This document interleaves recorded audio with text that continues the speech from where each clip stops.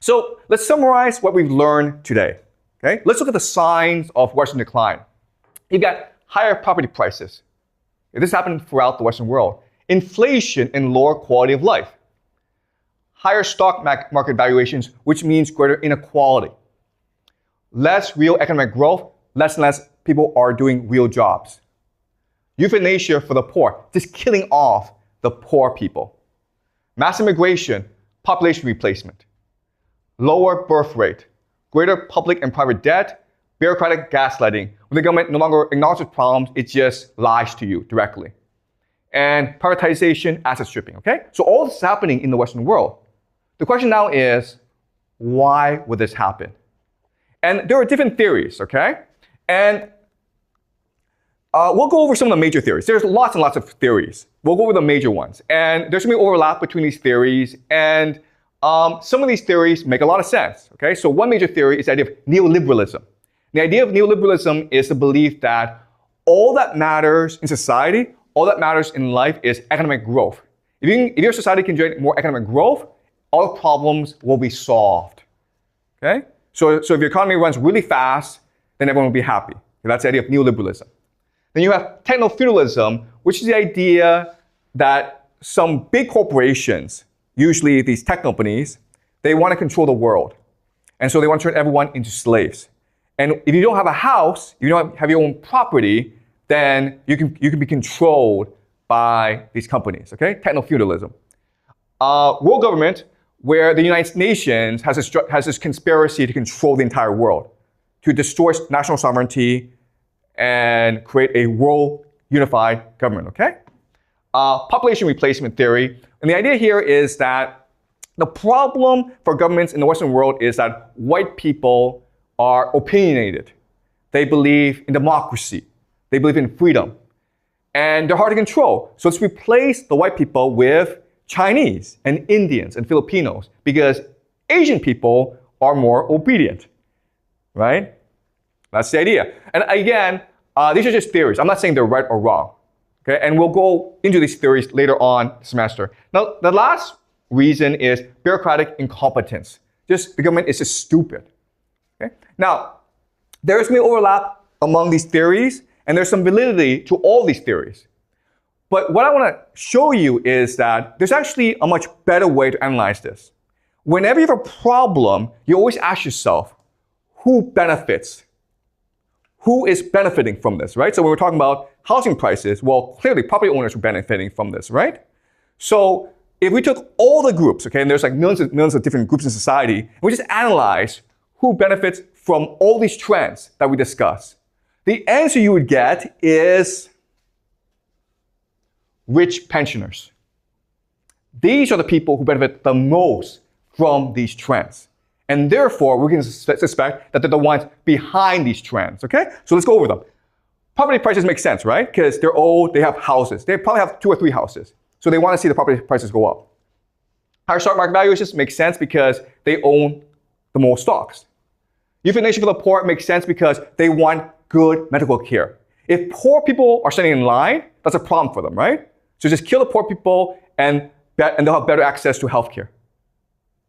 Right? If that frees up the healthcare system, mass immigration means cheap labor. If they're old, they're 70 or 80 years old, they need gardeners, they need cooks, they need nurses. Right? Immigrants. Do you guys want to be gardeners and cooks and laborers? You don't want to be, so we have to bring in immigrants. And everything else, okay? Inflation, economic growth, lower birth rate, gaslighting, it doesn't really affect them. Does that make sense? So all these trends, some of them are really good for these pensioners, and the rest doesn't really affect the pensioners. And that's why we can assume, for analysis, that's the rich pensioners who are most responsible for what's going on. Does it make sense to you guys? All right, so how can we understand this? Well, the problem that we're facing is never in human history have we had so many old rich people before, okay? And you can see these trends where in the year 1900, people who are 75 and older were just a small fraction of society. But you can see how fast they're growing. Okay, over 60 years old, really growing really fast. There's a problem because if they keep on living, they accumulate more and more resources, which creates a lot more inequality. Now, I'm not saying that all old people are rich. In fact, that's not the case. If you just look at statistics, you will find that wealth is pretty much evenly distributed among demographics, okay? So there are young people with a lot of money, but there are more old people with money. Okay? So there are lots and lots of old people, the purple are old people who are poor. I'm not saying that old people are the problem, I'm saying that old rich people are the problem. They're a problem because they want their pensions. The pension systems in all societies made assumptions about old people. The major assumption that they made is that old people would die, right? So, for example, in Canada, when they first created the pension system, the retirement age was 65, and they expected people to die when they're 72. So you have 5 to 7 years of a good pension, okay? Guess what, guys? They're not dying, right? And that creates a huge problem with your pension plan. And you can see how these liabilities are going up over time. These are teachers, and as you can see, the liabilities are going way up. Why is this happening? It's happening because it's something called assumption changes, okay? So 2 assumptions are being made. First is that old people will die. Well, they're not dying. The other assumption is that if you put money in the stock market, it will year by year improve, right? The problem is that there's volatility in the stock market. It goes up and goes down. And the smart people make money off dumb people. Guess what, guys? Okay, I'm gonna ask you a question. In finance, where do the dumbest people work? You guys know? In finance, the dumbest people work where? They work in pension funds. Why? Because it's a boring job. You just sit there and do nothing all day. So these pension funds are constantly getting ripped off from investment banks where the smart people are. Okay, so if you look at all investment vehicles, pension funds have lost the most money. And this has created huge issues within government pension funds throughout the world. Okay, so as you can see, there's volatility in returns in the pension fund. Okay, when you put the money in, the returns will differ year by year, and that screws up your model. If you're a young person, do not put money in the pension fund. Why? Because the value of the pension fund is going drastically down. When you grow up, when you mature and you retire, guess what, guys? There's no money in the pension fund for you because all that money is gone. Why? Because there are too many retirees and not enough workers. All right, so back in the year 2001, you had a problem. You had 7.6 retirees for every 12.7 workers. The ideal is 1 to 3. So 1 pensioner, 3 workers. That's a healthy pension system. Now you have more pensioners, okay, than you have workers. This is a huge problem. These pensioners will all go bankrupt in 5 to 10 years' time. At the same time, as I said, old people are not dying. In fact, old people are coming to dominate society. This is America. You can see how people who are 85 and older, whoa, look at this. Look at this. The aging crisis in America is huge. But it's not just America, it's everywhere, right? So by the year 2040, you'll have 65 million people in America who are over 65. You have 15 million Americans who are 85. And guess what? These 15 Americans, most of them are the ones who control America. So they dictate policy. And again, this is happening throughout the world, okay? It's particularly stark in Japan and Germany, but this is happening throughout the world. And this leads us to the idea of gerontocracy, okay? This is Joe Biden, President of the United States, and this is Mitch McConnell, who is head of the Senate. They're both retired now, okay? But they're both in their 80s, and they were the 2 most powerful men in America. He can't walk straight, okay? Whenever he walks, he trips. This guy is even worse because, look at this. The guy's brain dead. The guy is literally brain dead in public. Okay? He'll be like, and like, no matter what you do, he's like, this is brain dead, okay? This is a brain freeze. The guy should not be one of the most powerful men in America, but he is. That's the world we live in, because he will not give up power. This is Dianne Feinstein. She died in office. She was 90 years old.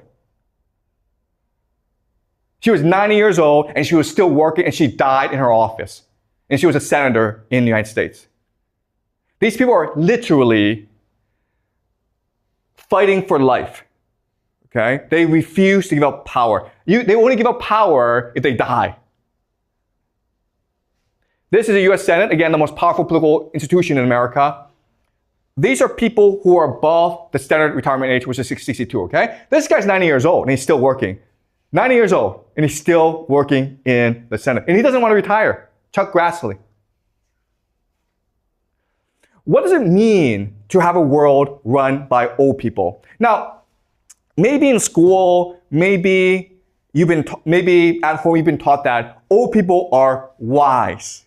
They're tolerant. They're generous. They're benevolent. No, guys. No. The difference between these three generations, young, mature, and elderly, are pretty stark. If you're young, you're rebellious. You want to change the system. If you're mature, you want things to move slowly, okay? But if you're elderly, you're reactionary, meaning you don't want anything to change. Okay? If you change anything, they get upset and slap you. That's reactionary. Young people are creative. Mature people want growth. But elderly people care first and foremost about safety. Young people are open-minded. Mature people want consensus, meaning they want everyone to get along. But elderly people are stubborn. They want things their way.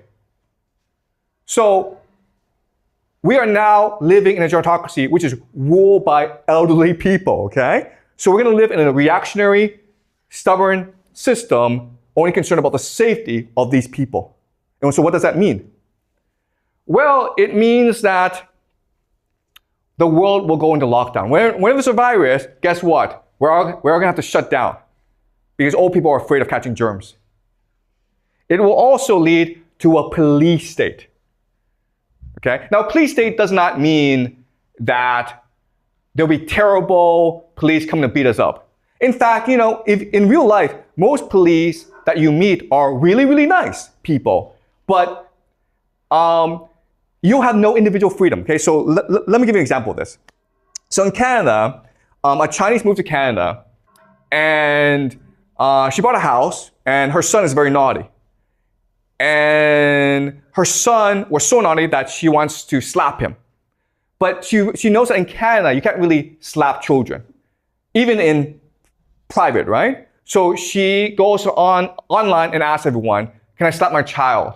And everyone's like, you can't do that because if you do that, your neighbors will report you to the police. But what you can do is report your child to the police.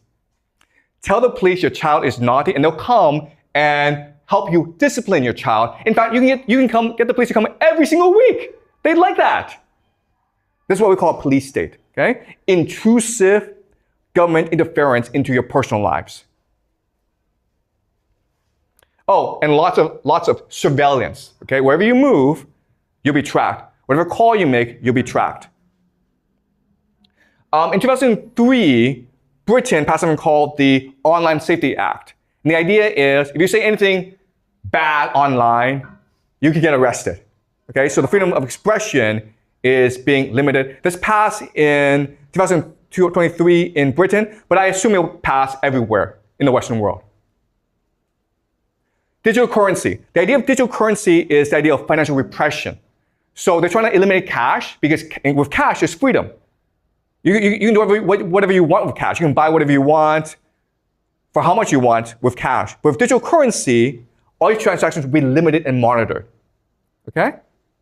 So in the future, you will not be able to buy video games because that's bad for you. Oh, microchip implants, guys. Right? Isn't that great? Before you had cell phones, then you had facial recognition, and in the future you have implants, microchip implants. Immigrants, lots and lots of immigrants, because rich pensioners need help. They need nurses, they need laborers, they need gardeners, they need people to mow their lawn. So you have massive immigration coming into the country. Oh, but good news, okay? It'll be easier for you to study in America from now on, right? Today, Trump announced he wants 600,000 Chinese students to go to the United States, right? Before, you guys were worried about not getting your visas and getting denied at the border. Don't worry, guys. They want you to go to the United States because you guys are the best labor, okay? You're cheap, you're obedient, and you're studious, and you're young. Okay? So this is the plan, to let in more Chinese students into America so you guys can take care of elderly people. Isn't that great? Good news, right? Oh, lots and lots of prisons, guys. Okay, because elderly people are afraid of criminals. And also, prisoners are free labor. Isn't that great? Oh, and one more thing. War after war after war. All right? This is what it means by death by gerontocracy. This is what it means to live in a world governed by elderly people. Elderly people are perfectly happy to send young people to die for their glory. All right?